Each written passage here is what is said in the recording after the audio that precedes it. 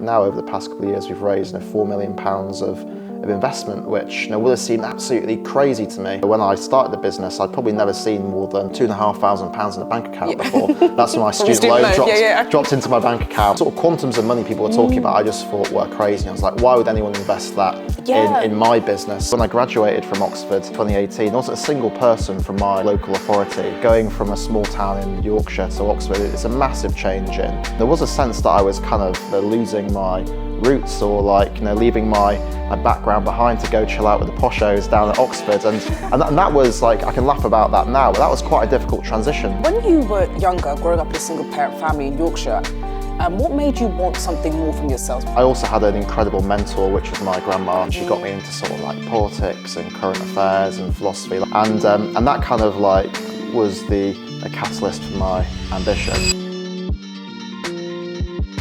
How are you doing, Joe? I'm doing great, thanks for having me on. No worries, thanks for being here. So can you tell us a little bit more about your early life and background? Because I know you said you grew up in Morley in West Yorkshire. There's not really a lot of tech CEOs, I imagine, from there. So yeah, tell us a bit about your childhood. Sure, so I was born in Leeds and grew up in Morley, which is a small town in West Yorkshire, sort of equidistant between Leeds and Wakefield. And it's a sort of place which most people wouldn't be able to find on a map. It's a sort of place you have to go there to know where it is. Yeah. And in recent years, political analysts have described it as a post-industrial town, red wall town. So it's sort of been characterised in a certain way. But to me, it was home. And I grew up in a single parent background. My mum works as a speech therapist in the NHS. I've got 2 younger siblings.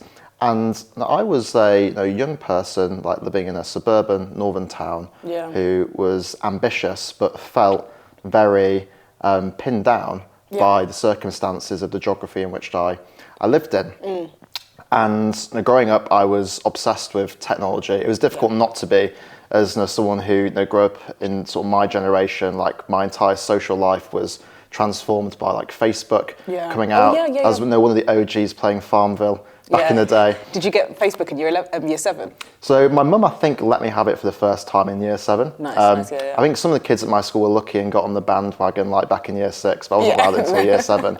And I just saw like social media completely transform the way me and my friends connected. And then there was all these incredible apps that came out when I was at university, whether it was Uber, Deliveroo. These are things that people take for granted nowadays, but completely transformed the way people did things like travel around cities or order food. And I went to Oxford University, which was a huge change for me, because I'd been to state schools, no one in my family had ever been to Oxford before. I saw firsthand, going through that very sort of mysterious admissions process, just how difficult it was for students like me to get in. But when I graduated from Oxford, I wanted to do something about that. I'd grown up around so many talented people in the north who, just because of circumstance, weren't able to get into the top unis or get into the top graduate careers. I just reflected that technology had transformed many other different areas in my life. Like, why couldn't technology be leveraged to identify the top talent from low opportunity backgrounds and break them into these institutions? So that's what I started off doing. Yeah, so when you were younger, growing up in a single parent family in Yorkshire, you said you were quite frustrated about the opportunities. What made you want something more from yourselves? Was it like TV? What made you think that, one day I want to go to Oxford? Because I guess it wasn't common for, where you were living. I think even growing up, I was always a very independent, self-motivated person. As I mentioned, I was from a sort of single parent background, and my mum was incredible, raising 3 children with very little support, and that sort of, I think, instilled a huge degree of independence within me. And I also had an incredible mentor, which was my grandma, who was who took a huge interest in me growing up, and she got me into sort of politics and current affairs and philosophy. Essentially got me thinking deeply about the world. She'd be the person who bought me books at Christmas, and that kind of was the catalyst for my ambition.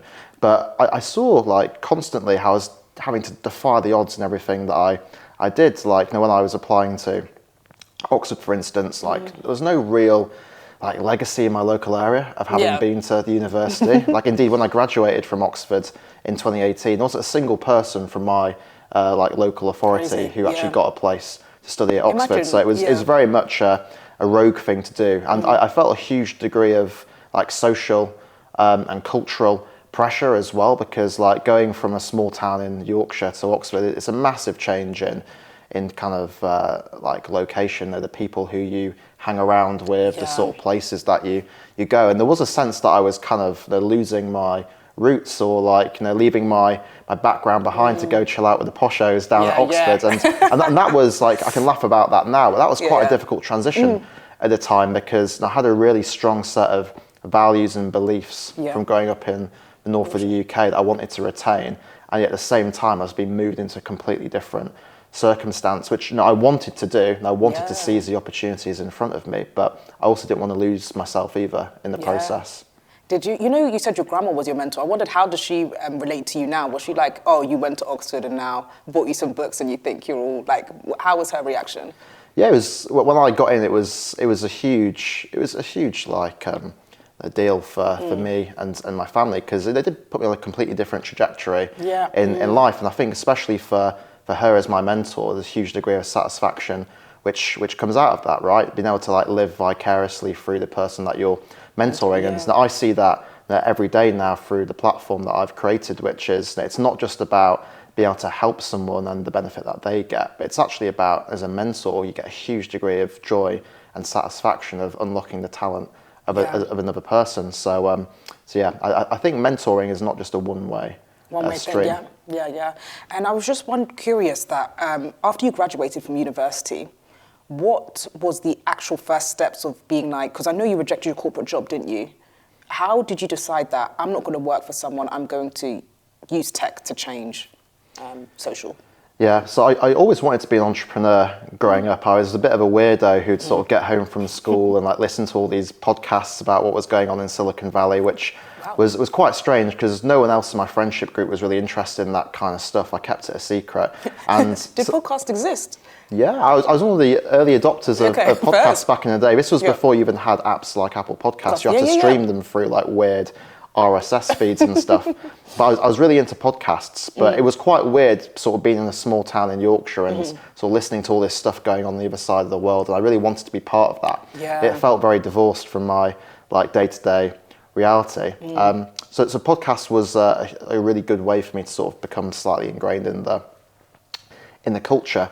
But yeah, I wanted to be an entrepreneur, but there was no real cultural legacy in Yorkshire of being an entrepreneur. People didn't even understand the concept. I think if you go around in Yorkshire saying you're an entrepreneur, people just think that's a polite way of saying you're unemployed. And like, you don't want to admit it. And like, even when I was at Oxford, like, it wasn't a particularly entrepreneurial university. I think things have changed slightly now, but when I was there was no real support for people at university to become entrepreneurs. It wasn't like the US universities where that's kind of instilled into you from day one. It was very academic, and everybody wanted to go work in an elite graduate career, like investment banking, law, consultancy, civil service. There was no real entrepreneurial culture, but I knew those jobs weren't for me. I wanted to do something by myself, like launch my own startup that would have a real impact. But at the same time, I had no network, I certainly had no money, and I didn't necessarily know how to get started. So when I graduated from uni, I turned down my job offers and I went back home to Yorkshire to go live with my mum, brother and sister again to start my business, which sounds incredibly romantic now, but actually back then it was really tough, because all my friends were moving to London, they had really cool lives, like getting flats together, living the graduate life, and I was back home sort of washing the dishes after dinner and looking after my little sister, which I didn't mind, but I did feel like a sense of FOMO about that. And it just shows how difficult it is to start a business as somebody who doesn't have a network and doesn't have resources. Yeah, so what made you outweigh the benefits of, let's say, moving to London, live with your friends, and then going back home? Because that must have been pretty hard. I know you probably love spending time with your family, but as a young graduate, still, it must have felt a bit like... My thinking at the time was, like, this is probably the best time in my life to try and start my own thing, because even though I've got no network, no financial resources, no real knowledge of how to start a business, I can also have quite a high risk appetite at this point in my journey, because I don't yet have anyone depending on me. Like I think when you you get married and you have kids, like suddenly you've got all these people depending on you. It can be very difficult to sort of pivot your life at that point. But when I was graduating from university, like I could sort of go in whatever direction. So I thought, even though I'm probably going to fail in this, I might as well give it a go, because it's never going to be a better time to give something a try than now. So I just did that. But one of the things I've seen over time is it's much more difficult for people from like low-income backgrounds to start a business, because they can't have as high a risk appetite as other people. Because if you're from a low-income background and you plow all your savings into starting a business and it goes wrong,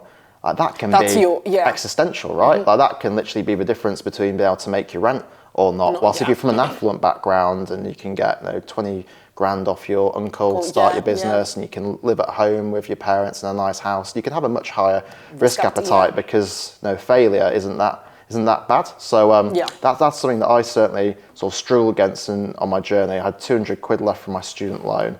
I was lucky that I could go back and live with my mum and siblings, so it wasn't that bad.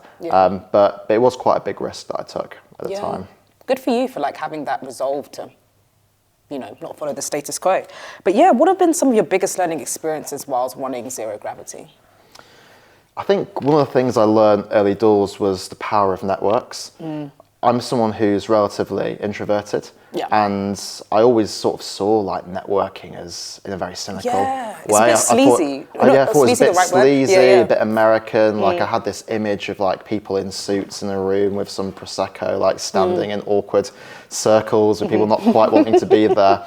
But I realised early doors actually like having a great network can unleash a lot of opportunities if you're someone starting a business. And when I stepped into the entrepreneurial world, I had no real network at all, and it made it really difficult to do things. Like, for instance, it made it difficult to raise investment for my idea, because I didn't know anyone in that space, and it made it difficult to get earned media opportunities, get coverage of what you're doing in the press, and it made it difficult to make good decisions, because I didn't have like a network of people I could turn to who'd done it before, who could advise me. So I kind of had to put my introverted instincts to the side a little bit and like go out and try and build a network. And I learned over time, actually having a fantastic network built around you just kind of accelerates everything that you do. And I think people don't like to talk about it, exactly like you said, because networking, especially in the UK, is seen as a bit of a dirty word. Like it sounds quite unmeritocratic, and it is. It sounds really forced as well. You go into a room and you're like, they're promoting yourself, they're promoting themselves.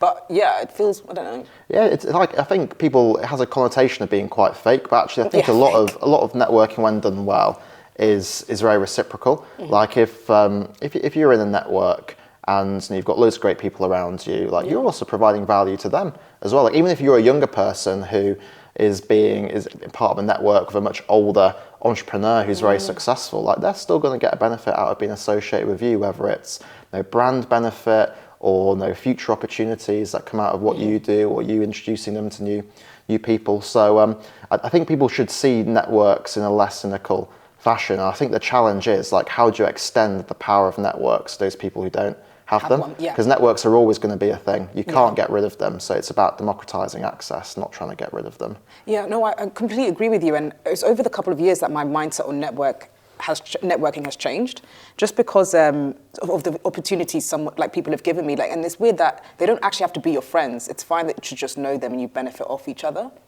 Yeah, exactly. I think like most of the time you are going to be very friendly with people in your network. You're going to be friendly, so but you don't have to. But you don't have to be friends. Yeah, it's like it should never feel transactional, because that's just the wrong tone. But it's completely fine to have been a network where you're like deliberately trying to facilitate opportunities for other people, even if you don't necessarily want that person to be the person that you hang around with every Saturday, because it's about creating that virtuous circle where everyone benefits from being part of it. So Have you heard of the 93% Club? Yeah, I really like that network that brings state school students together to like be the network for each other, which I think is really cool. Yeah, I think this is a big issue for a lot of state school students, because if you go to a state school in a small town, it's very difficult to build up a network of kind of people working in professional services or entrepreneurship, because there aren't many professional jobs in a lot of these towns, and there's not necessarily many entrepreneurs, or if there are entrepreneurs from that area, they've kind of left a long time ago. So a lot of state school students don't have very expansive networks, and that has a huge ripple effect over time in terms of being able to get a job. Like a lot of work experience is facilitated through networks, especially informal work experience that you need to get on the kind of ladder. Like a lot of, it's a bit of a catch-22 nowadays, where to get a grad job, you have to have done an internship. But to get an internship, you have to have done work experience. Well, how do you get the work experience in the first place unless you know someone? So a lot of state school students really struggle with that. And a lot of them struggle in terms of like raising investment for their business, that have a rich uncle they can turn to, and that means they have to bootstrap everything they do at the beginning, and that just slows down how quickly you can grow a lot of the time.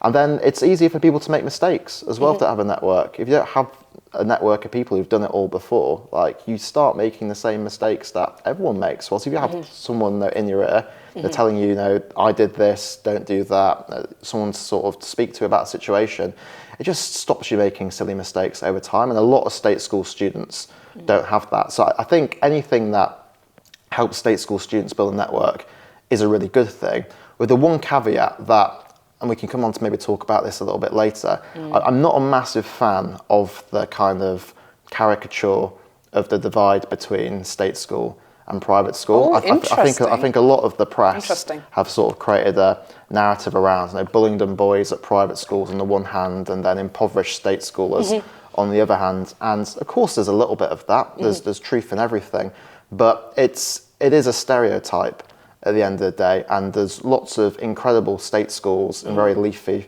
parts of London and the southeast that are just as affluent as a lot of private schools nowadays. So I think this kind of approach of state versus private needs to be a bit nuanced. We need to think a bit deeper about who are the people who have access to opportunity, and who are those people who don't. If you go to somewhere like Tiffin Girls' School in West London, yes, it's a state school, but it's one of the most affluent areas of the UK. It's got a very affluent student population. It's a great school, incredible grades. Now, those people aren't necessarily anywhere near as disadvantaged as your sort of kid in Sunderland going to a state comprehensive. Yeah, that's a really interesting point, I think, with the state and private, because 93% of schools are state, so there's going to be a massive difference in sort of the level of education people get. So yeah, I think it's really good to make that distinction. Some people call certain state schools in the UK like free private schools because they are actually that good. But yeah, I think what you're doing by recognising the lowest income people is really helpful. I was curious to know how you found your first customers. Sure. So in terms of the business model behind Zero Gravity, so the platform is free to use for students, because we're helping students from low-income backgrounds who can't afford to pay to be part of a platform that gets them into top universities. So that was always really important to me. I never wanted finance to be a barrier to someone unlocking their potential. And the way we monetize as a business and grow is we work with businesses to essentially help them diversify their recruitment. A lot of big employers in the UK they really care about social mobility. They've recognised they've got a problem. They're drawing talent from a very limited pool, a certain select group of universities, a certain part of the country geographically, a small subset of schools, and they want to do something about that, not just for kind of social justice reasons, but for hard-headed business reasons as well. There's a lot of evidence out there nowadays that the most productive people in businesses are those people from socially mobile backgrounds, which kind of intuitively makes sense, right? If you're someone who's had to really defy the odds to get into a certain position, you're probably going to have a incredible mentality. You're probably going to be really talented. So businesses really want these people, but struggle to access them.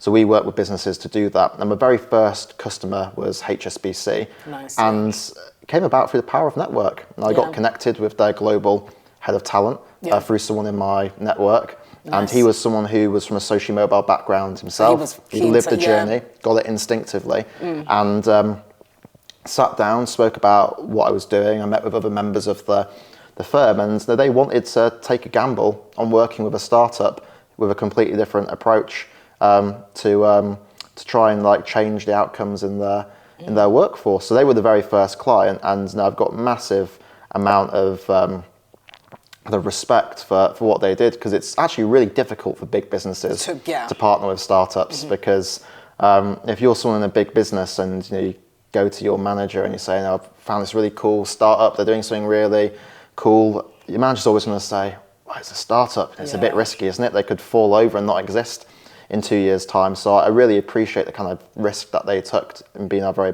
first customer. But it's really paid dividends. Now, we've been working with them for a couple of years now.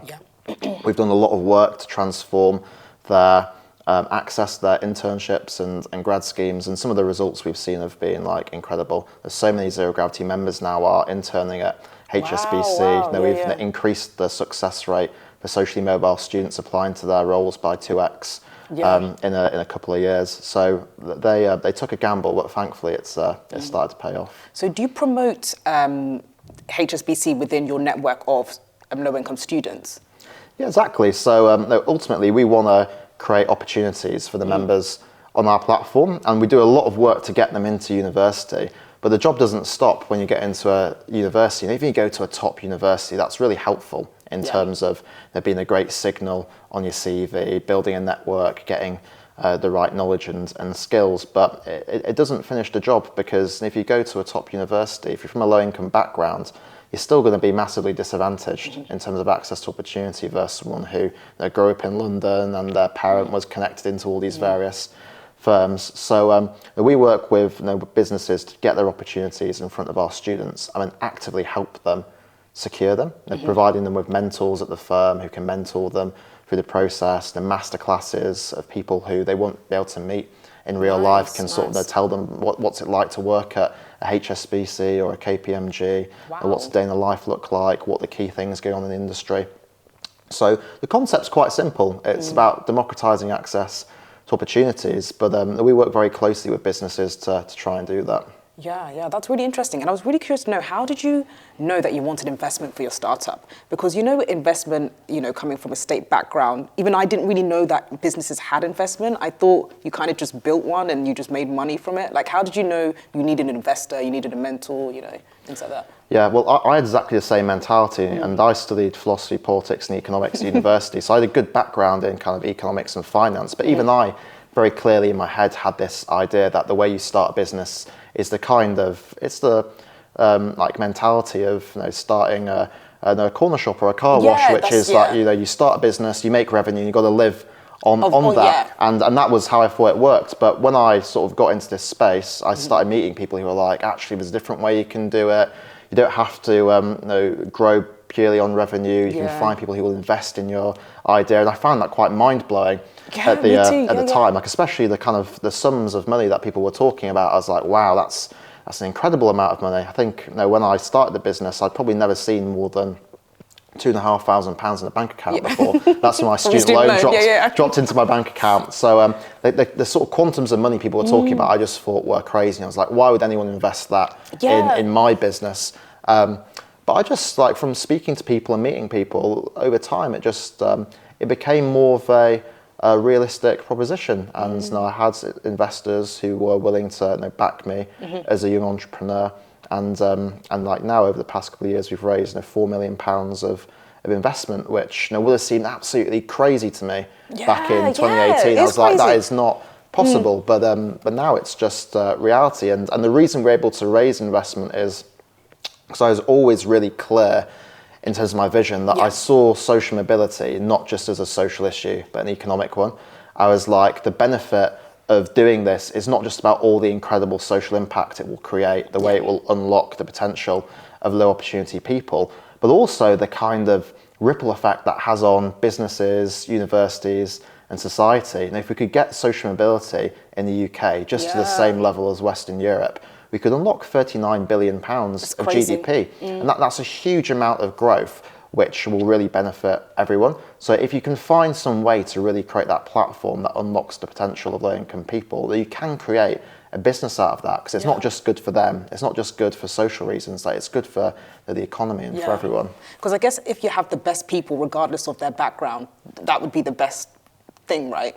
Exactly. You want a dynamic society where the people from all backgrounds can succeed. Like, if you want innovative businesses and you want the great academic leap forwards, if you want like competent people in positions of power, like you need to make sure you're accessing the entire talent pool of your country. And I think sometimes people forget, but societies have changed radically over time in terms of their ability to do that. Like even think back 100 years in the UK, you know, women, for instance, were never in positions of power. Everyone was a white male, and that now has started to change quite dramatically if you compare where we are now to 100 years ago. Still a lot more work to be done, but it's changed dramatically. 100 years ago, someone like me would never have got into Oxford University. I think back in like 1918, only like 10% of people from Oxford were from state schools. And someone 10%? Crazy. Someone like me would have gone down working in a mine in South Yorkshire, in a cotton mill in Wakefield, and that sounds quite dramatic, but that's just the reality of what life was like 100 years ago. So things have like changed quite dramatically, but the question is like, what does the next 20, 30 years look like? And I hope we can look back in 30 years and think, you know, things are much better than they were in 2023. But I'm slightly concerned that we've kind of stagnated in our ability to unlock talent from all backgrounds, and that's why I'm so passionate about this issue. I think more has to be done.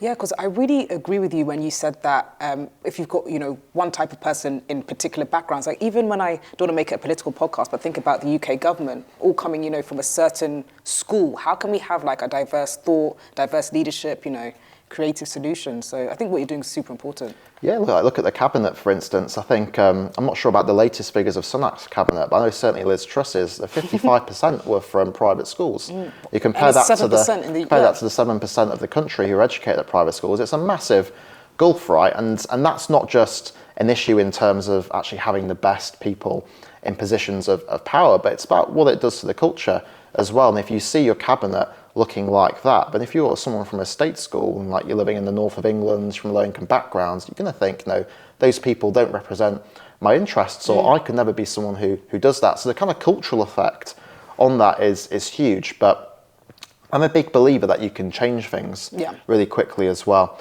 Like just look at over the past 10 years at some of the progress that has happened at certain universities. Like when I was at Oxford, it was roughly 50-50 state private school. But now it's more like 70% state school, 30% private school. That's quite a big change in quite a short period of time, and that's really started to change the culture at the university. Or if you look at like the TV industry, for instance, like the sort of people that you see on TV nowadays, it's so different from 30 years ago, that everyone would speak with received pronunciation, accent, everyone would be in a suit, and nowadays you see a much bigger diversity of people on TV. So things can change really quickly, but people have to put effort into doing it. And I don't think there's enough effort going into this issue at the moment. Yeah, I know you've got some really notable investors, like the chair of Deliveroo, like billionaires. How did you mentioned network. How did you, for people listening to the podcast who want to start a business, how did you network your way to those kind of investors?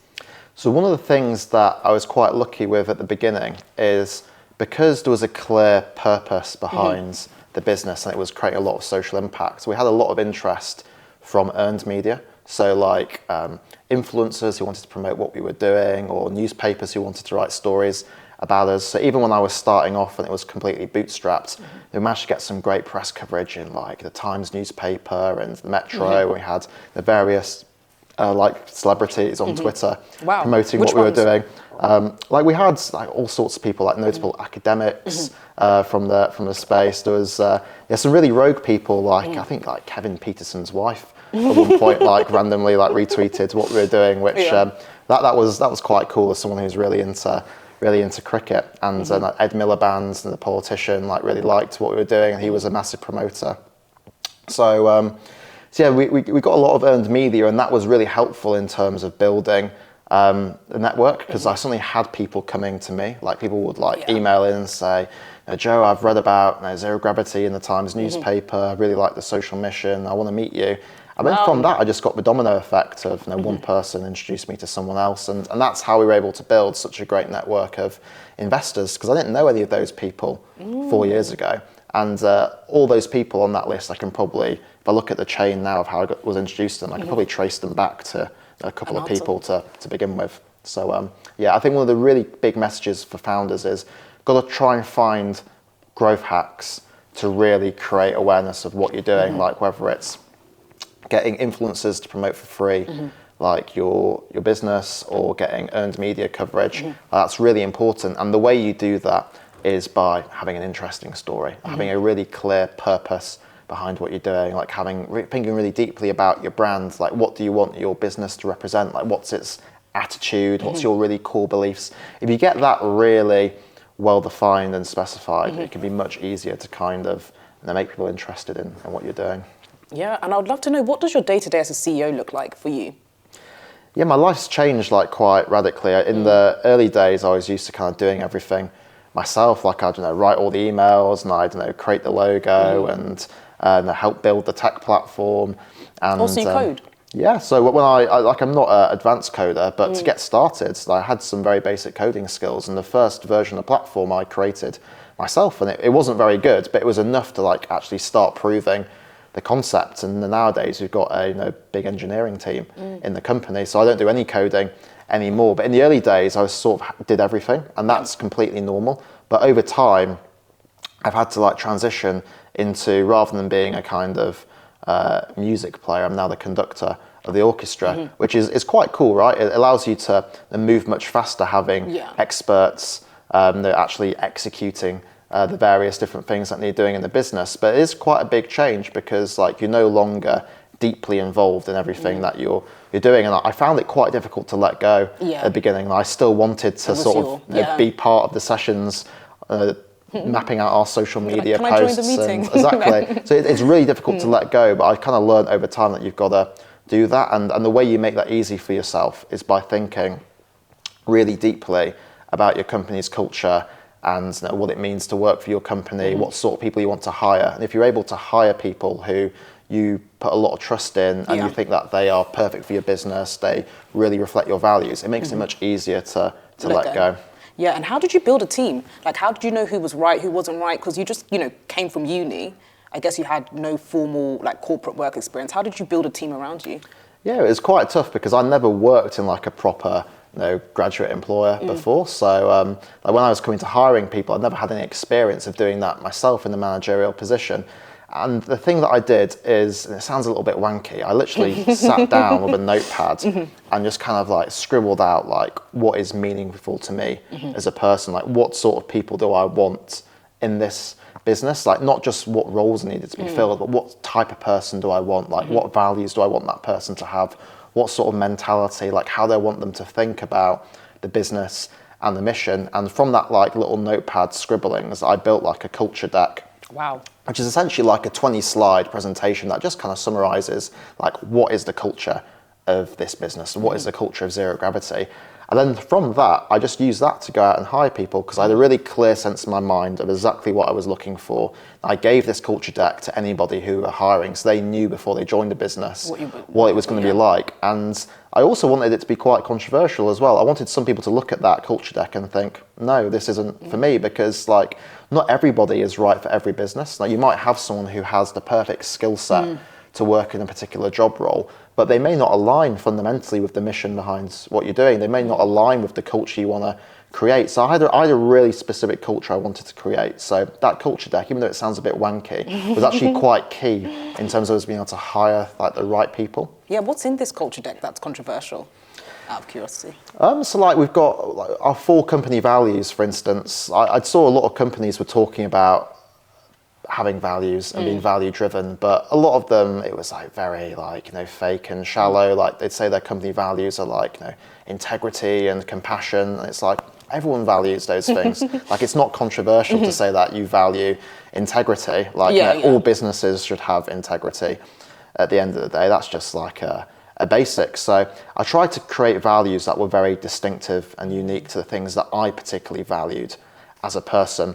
And one of them, for instance, is called Stand Up Straight. Stand Up Straight. And that is all about being somebody who is incredibly direct and candid. You don't beat around the bush. You mean what you say and say what you mean. And you're someone who like takes the responsibility and accountability for things, and you hold others to a high standard as well. And it can be really difficult to be a stand-up straight person, like especially if you're a young person. It can be very difficult to be very direct with other people in your team, or like be direct to your manager, and it can be very difficult to take responsibility. I think especially coming from university nowadays, I think a lot of universities have abdicated their role in trying to sort of shape the values of their students, and a university life nowadays does not breed particularly responsible people. Like in a lot of universities, if you don't turn up to your lectures, nothing happens. Yeah. If you don't submit an essay on time, like nothing happens. Like that is Isn't not. that good though? You decide if you want to do, like, because you don't want to be babied. If you submit it, you submit it. If you don't. I think like no one wants to be babied, but I feel like there's not enough of a responsibility culture at a lot of universities nowadays. That was quite different for me because at Oxford there is a really clear responsibility culture. If you don't turn up to your tutorials,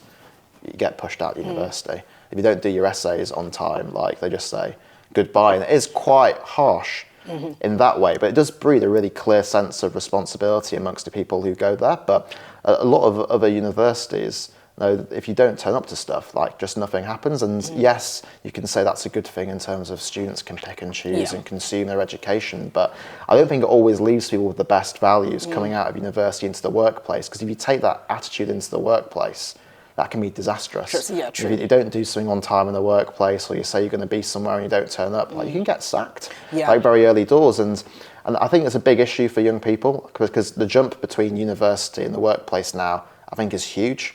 Because of that, because of universities abdicating that kind of role that they used to play, and it can lead to big mistakes of people starting in the workforce. So one of the things we really care about is stand up straight, and we look for people who really embody that mentality, people who are really willing to take responsibility if something goes wrong. They've got a really strong sense of accountability. They're really passionate about what they do, and they're willing to speak truth to power as well. I think one of the beautiful things about Stand Up Straight is that it creates a really flat hierarchy.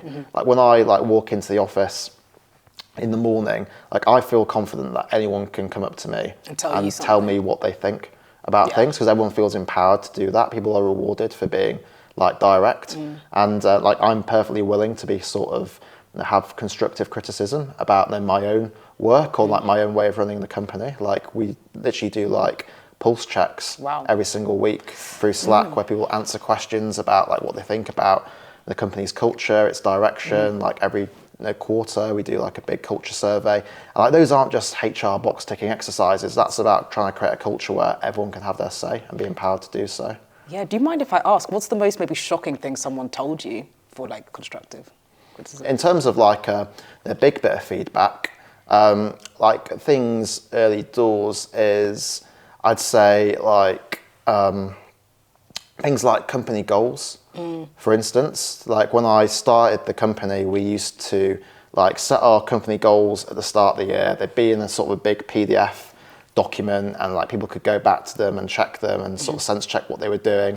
But we didn't really have any system where people could like track like their like measures and like how well they were doing, and sort of write updates and try and get other people involved. And one of the pieces of feedback that came through is that these goals are great in terms of pointing us a certain direction, but they don't really feel necessarily deeply connected to my day-to-day reality. I'm just looking at them on a PDF document. So one of the big changes we made is that we digitized all of our goals, and we use a system called Lattice where people can log in every week and they can like update their various KPIs they're looking at, do one-to-ones, and they can sort of review where they are with everything. And that just kind of makes it feel more real rather than just being written down in a PDF document. And I think that's a mistake a lot of companies make, right? Like a lot of the CEOs, they come up with a strategy at the start of the year, they write it on a PowerPoint presentation, they present it to everyone, and then they just assume that gets stuck in people's heads, and that people will reflect that in the day-to-day work. But if you don't make it feel real by really embedding it into the systems people use, people are just going to forget it. We're going to take a break from the podcast, and it's now time to have a little game. So we're going to do a business quiz. And entrepreneurs are competitive by nature, so I thought you might enjoy this.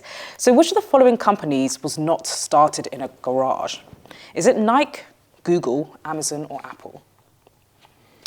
So though Apple was definitely started in a garage with Steve Wozniak and Steve Jobs, I'd probably guess Nike. Correct. Well done. Wow. Process of elimination? All the other ones are like very techy, aren't they? Like Jeff Bezos and then like Larry Page and Sergey Brin. They look like they were back in the garage back in the day. But Nike was actually in a boot of a car. Okay. Yeah, so even... That's quite romantic. It is quite romantic, isn't it? And according to ChatGPT, which is the most important trait for an entrepreneur to have? Is it creativity, resilience, discipline, or charisma? I think they're all super important. What the four again? Creativity, resilience, discipline, charisma.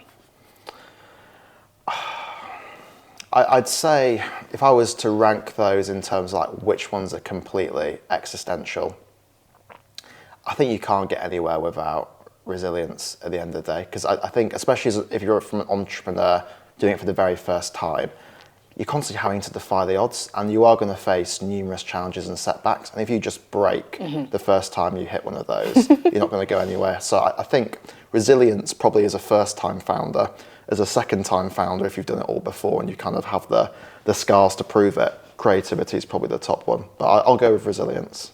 And you're correct. Well done, Joe. Great. And who said I failed my way to success? Is it Steve Jobs, Bill Gates, Oprah Winfrey, or Thomas Edison? I failed my way to success. Yeah, very important, isn't it? Yeah, I'd probably go with Oprah Winfrey, maybe. Oh.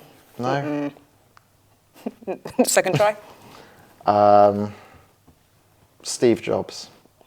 No. No, who is it? It's Thomas Edison. Okay. He was the managing director of YC Combinator and the co-founder of the streaming platform Twitch. I don't know. I know Paul Graham started Y Combinator, and then Sam Altman, who's now head of OpenAI, used to be the head of Y Combinator. So I'm not sure who founded Twitch. Who is it? He does a lot of videos on YouTube. Okay. Do you know him, Michael Seibel? No? Yeah. Okay. No. Cool. Well, closing question. What's been your proudest moment as an entrepreneur? It's very easy to kind of point to like the very public ones, like like raising our seed funding round or the Forbes 30 under 30. But like in many ways, even though those look good on paper, like those aren't the moments that really matter, because it's about all of the steps and hard work that goes into getting there. So I think my proudest moment probably would have been like when the very first student used our platform to get into a top university. Like I remember even back in like end of 2018, start of 2019, I'd have people like email in saying, wow, I've just got a place at Cambridge University or Imperial and this has completely changed my life. And that's completely normal now. We've supported over 8,000 students from low-income backgrounds to get into top unis. But the first couple of people who managed to get in, that was massive, because we wouldn't have a business if that hadn't have occurred. And I remember at the time I was like, wow, this really does work. When you identify talented people from difficult backgrounds who've kind of got all the talent but not necessarily the resource, like you can make a difference. And I just remember like some of those stories just filling me with such a sense of optimism that change was possible. So if it wasn't for those people getting into those unis, I don't think any of this journey would have happened. Brilliant. And looking back, is there anything maybe you would have done differently in the early stages of your business? If I knew back then what I knew now, things would have been so much easier. I think main things I would have done differently, I would have been far more focused. I think at the beginning I made the same mistake that most first-time entrepreneurs make, which is I thought I could conquer the world overnight, and I had 20 different things I wanted to do, and I wanted my business to be a different thing to everyone. But I've kind of realized over time that if you've got limited resources, and even like today, a seed stage startup having raised investment, it's still got limited resources. You have to just focus on nailing like three or four things. And some of the big questions or big decisions are actually like, what don't you do? So if I was going back to the start of my journey, I would have been far more disciplined about saying no to stuff and just concentrating on a couple of things. Because I think trying to solve all the world's problems overnight probably held me back by a good 6 months. Yeah, agreed. And if there's any young people listening to this podcast, what advice would you give them to start a business?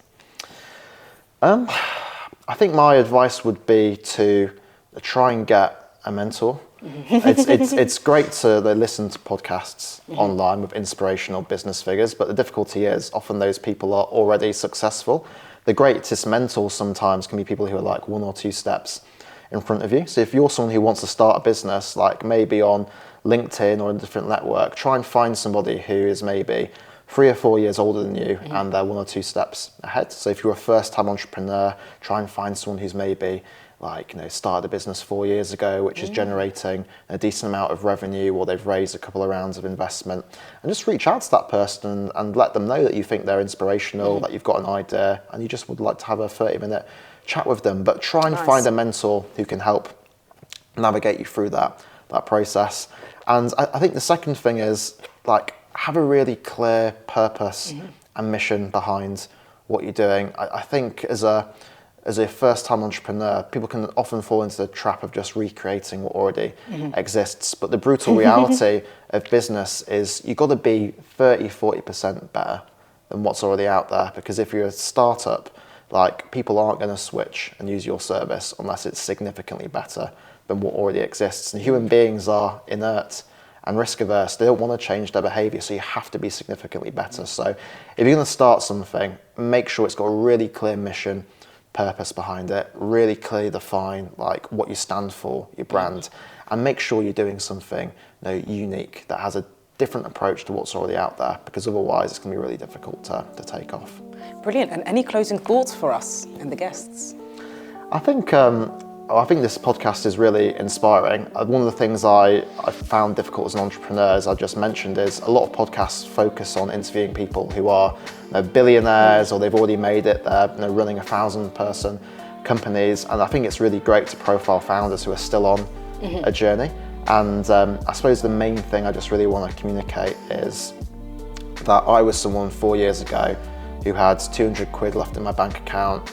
I started a business which had a shitty logo, a poor website, a cranky tech platform. It wasn't perfect at the beginning whatsoever, but I did enough to let me get going. So if you're someone who's thinking about starting a business, yes, be focused, yes, be disciplined, yes, be strategic, but just do it. Just get going. Brilliant. Thank you so much, Joe. Great to have you. Thanks. Thank you so much for watching. If you liked this episode, please like, comment, and subscribe. If you gained anything useful, let us know in the comments. Let us know the businesses you want to start. Thanks. Bye.